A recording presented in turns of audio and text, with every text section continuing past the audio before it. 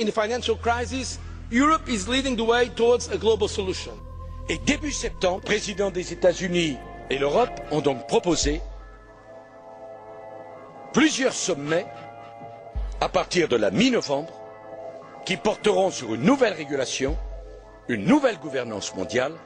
Today, Europe can propose the principles and rules that will shape a new global order. Je veux dire ma conviction que la crise appelle à la réforme des institutions européennes. Et aussi rapide que tel autre ensemble mondial, comme les États-Unis, ont pu le faire face au drame qu'a représenté la crise financière. The kind of occasion where the crisis calls into question old certainties and minds are more open to change. These are very special moments. The goal should be to devise a system of global financial governance adapted to the challenges of the 21st century. It should be to devise a system of global financial governance adapted to the challenges of the 21st century. To overhaul the US-orientated global financial architecture. Is the New World Order on the cards? And why is Europe looking east? And at what price? This is Inside Story. Europe shows its true colors in times of crisis. Et donc, nous aurons avec le président Barroso à construire une feuille de route pour le mois de décembre pour voir comment on apporte une réponse à la question irlandaise.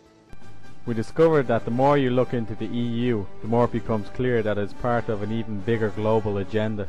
This agenda is to end national sovereignty and independence and merge more and more control of the world into the hands of a small number of elite who have great influence on large countries and organisations. History has proven how this level of power corrupts and has shown how it's open to abuse, tyranny and repression of the population. We have before us the opportunity to forge for ourselves and for future generations a new world order, a world where the rule of law, not the law of the jungle, governs the conduct of nations. When we are successful, and we will be. I think a new world order is emerging, and with it the foundations of a new and progressive era of international cooperation. We have resolved that from today we will together manage the process of globalization to secure responsibility from all and fairness to all. And we've agreed that in doing so, we will build a more sustainable and more open and a fairer global society. L'année 2009 sera une année de très grandes difficultés. Sans doute l'une des plus difficiles depuis des décennies. Sur le plan économique, et donc sur le plan social, sur le front de la guerre et de la paix. Mais l'année 2009 peut aussi être une année fondatrice. 2009 peut être l'année de naissance d'un nouveau capitalisme, d'un nouvel ordre mondial, une année de progrès décisif vers la paix. Cela ne dépend que de notre volonté.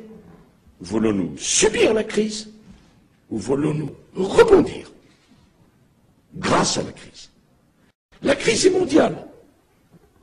Il faut que nous lui apportions une réponse mondiale. Et je peux vous dire une chose, l'Europe aura une position commune et forte. Et je peux vous dire une deuxième chose, aucun d'entre nous n'en sortira, aucun. Et je peux vous dire une troisième chose, on ira ensemble vers ce nouvel ordre mondial. Et personne, je dis bien, personne ne pourra s'y opposer.